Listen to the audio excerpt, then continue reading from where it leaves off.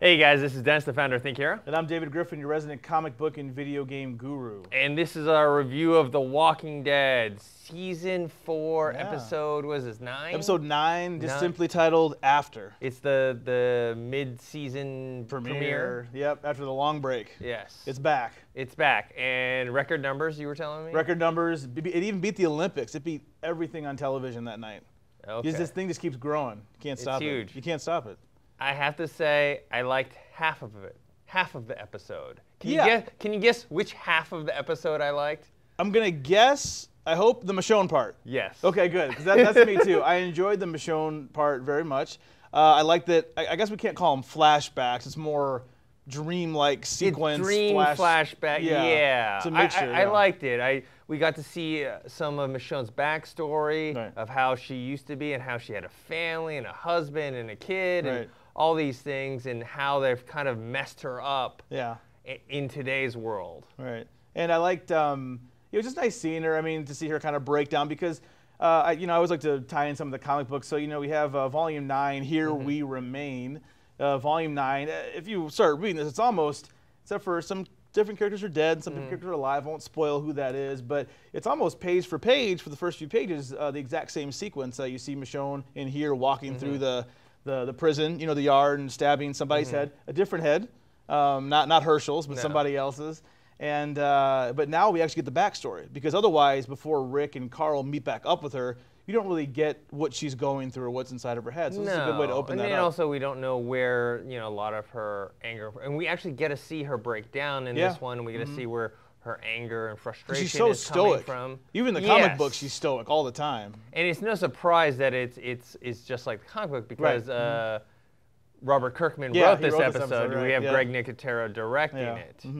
So yeah, I really like the Michonne parts, and I'm glad, at the end, she comes back and is going to reconnect with Rick and Carl. And I guess I guess we can transition. Maybe go back a little bit later, but transition into Carl and Rick, which I thought was the weaker half. The half that I did not like. And I hate to say it because some of you, I'm sure out there, like Dennis and I know you didn't read past this. You didn't read past issue 48. At the end of the prison is when I stopped reading The Walking Dead. So for those of you who read past this, like if you've read this, like it is pretty much page for page. What happens?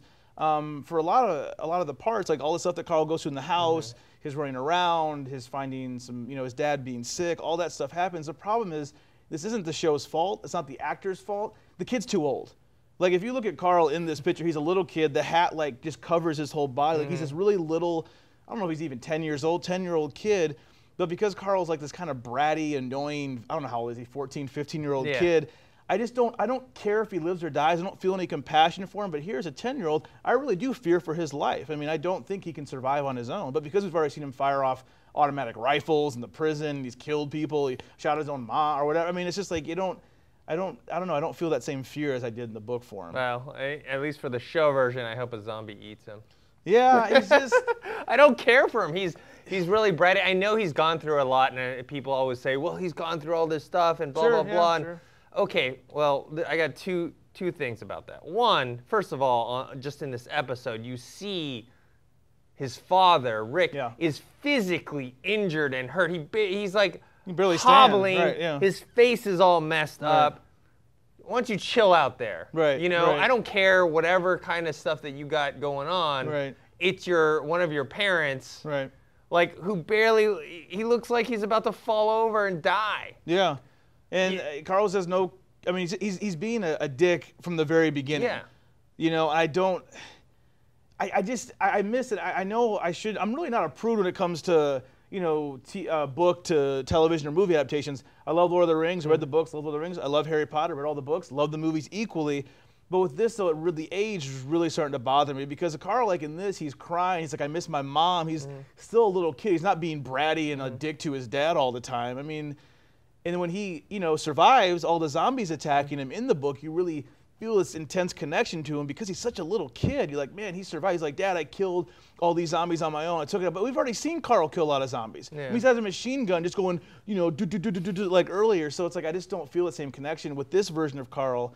as I do from the books. And I know it's not the actor's fault. The kid's got to hit puberty. It's going to happen. It's not his fault. But well, I haven't read past the prison storyline in the comic book. So for me, it's just I'm judging it based on what the story's been. It's always been this on and off again of, I hate my dad, and then, oh, my dad's okay. I hate my dad, and my dad's okay, you know? And so with this episode, I was just like, dude, just shut up. Yeah. Just shut up. Like, get over yourself, man. I mean, yeah, I think I agree. I forgot the second part. The second part, I talked about the physical. Number 2, okay.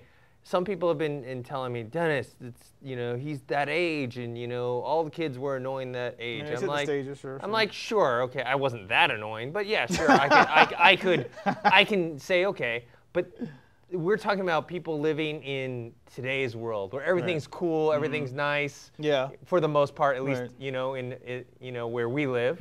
Sure. This is the post-apocalyptic zombie world. It's not like his dad is an alcoholic. It's not like his dad is a drug user. It's not like his dad is a criminal that's been to prison. He's not abusive. He, you know, he's not cheating on his wife, you know, or like a lot of things that cause a lot of angst and anger amongst teenagers. Right. They have zombies chasing them, trying to kill them. There's more important things going on than what he's, you know, and I feel like even at that kind of tumultuous age, that you could get that, you know? That something like that is much bigger than whatever. And what is he blaming his dad for? Yeah, I mean, he's blaming him for, you know, the death of, I mean, there is a scene in here, so they do take it out of the book of him yelling at his dad, you know, saying, you know, I mean, granted, he's yelling different names because people have died and not died here, but he's like, you couldn't protect this person, but because he's a little kid and he's crying as he's yelling, and you know he's scared. Like he admits, he's like, I'm just like, there's a part in here where he says like, I'm scared. I admit that I'm just scared. I need you, you know, and it's just. Where is that in the TV show? They didn't capture that. Yeah, he just comes off as being a little bratty, and he doesn't come off as being bratty in here. I don't like him being bratty. It just bothers me. I just can't connect with Carl. I'm sorry. Like I just can't connect with him. But Michonne, that part of the story, I did like. I'll give credit. I did like the scene, to give credit to Carl. I did like the scene where he looked at the video games and he looked at, you know, the movies and the TV and the room, and he had this like moment of like, oh, I want to play some Xbox. And then he's like, oh wait, let me take the HDMI cable, and you know, we got to. I don't know why he thought the HDMI cable would hold the door. Yeah. I don't care what kind of knot that you.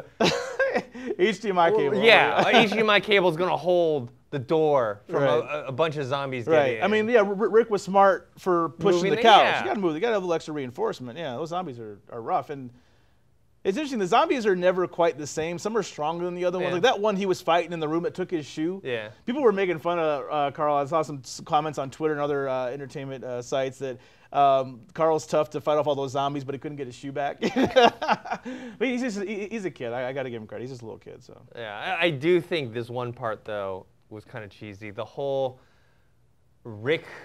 They're trying to make Rick like a zombie, like so that Carl is like, number one, as the audience, we know he's not a zombie.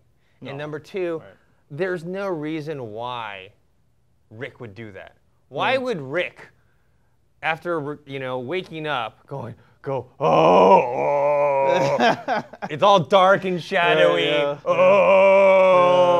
and act like a zombie? Only if you wanted to play that that way. To think that you can...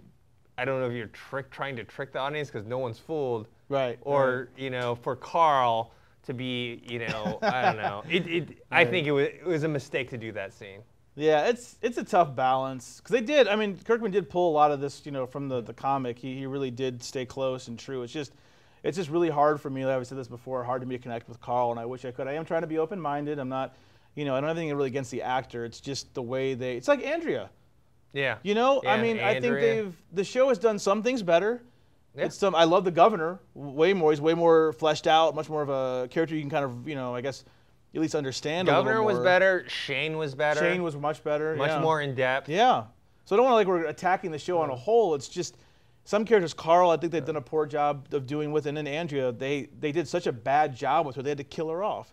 And for those of us that have read the comics or still reading the comics, Andrea is like one of the best characters. She's one of my favorite. I love Andrea. And then you have someone that like Daryl, which is the best in my opinion, the best character on the show. Yeah. That wasn't in the comic books. Yeah, and he's great. Yeah. So next week we get we get Daryl, Glenn, Maggie. Those are the characters that I care about the most. Yeah, I'm excited about next week's episode. So next week we get to see what's going on with them. For sure. So, with this episode, I liked some of it. Michonne's part, didn't really care for Carl's part, but next episode I think I'll be much happier with. Right. All right. All right, guys, so that's what you thought of this episode of The Walking Dead. You can post your comments below on the website, thinkhero.com, or on our YouTube channel, Think Hero Pro. Make sure to subscribe to that. You can also come chat with us on Twitter. Please let us know what you're thinking. Is anybody reading the comic books? Have you read the comic books? Have you given them a try? Do you like them better? I like them better. Are you playing the Walking Dead, the Telltale video game? I did a review of that about a month ago. It's one of my favorite video games out right now, so check that out. You can come chat with Dennis and I at Think Hero. Personally, I'm at GriffinDE. And we also have a Facebook page. That's facebook.com/ThinkHeroFans. Make sure to like that page and, share our videos on Twitter and Facebook and all that stuff.